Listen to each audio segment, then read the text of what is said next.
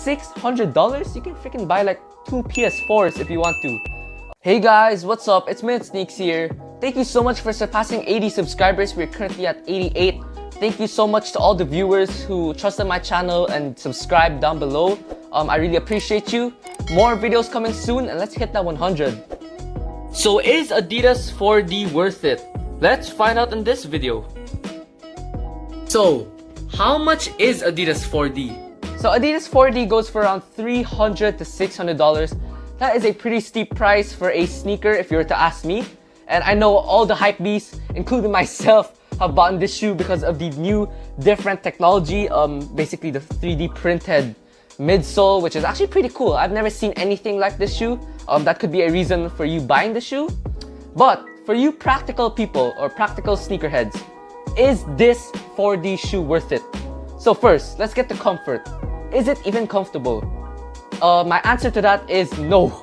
It's not even as comfortable as Boost, or mostly any Boost sneaker. It has a little bounce, but it's not very squishy. In terms of Boost wise, it's not really that comfortable if you're to ask me. It's pretty stiff, basically just a regular midsole, nothing special here. And also, if you're gonna buy this shoe for the experience, there's pretty much no experience to it. Nothing different with the midsole. I just gotta be dead honest with you. It's not even as comfortable as Boost.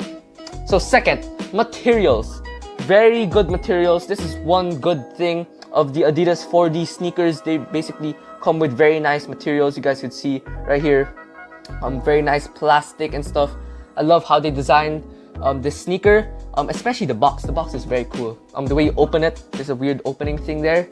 Yeah, and traction, you guys get the regular Continental rubber outsole. Pretty good traction.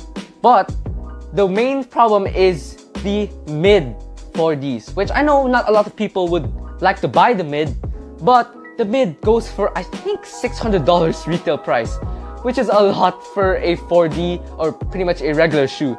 $600? You can freaking buy like 2 PS4s if you want to. Yeah, and that's only for one pair of shoes. The reason why they're so expensive, I believe, is because of the manufacturing of the mid upper, and also the 4D is pretty expensive also, of course. But I really don't understand the price of $600 for a sneaker.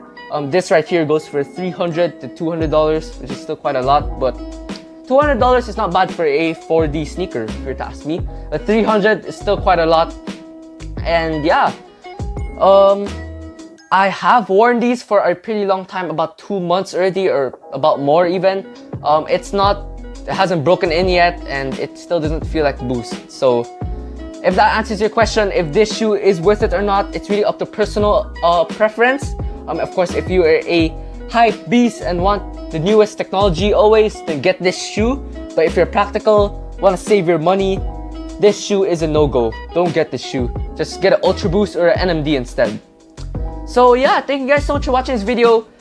Please remember to subscribe down below for more. We are so close to 100 subscribers. And remember, in 100 subscribers, we are going to be doing a sneaker collection video. So yeah, hope you guys stay tuned for that.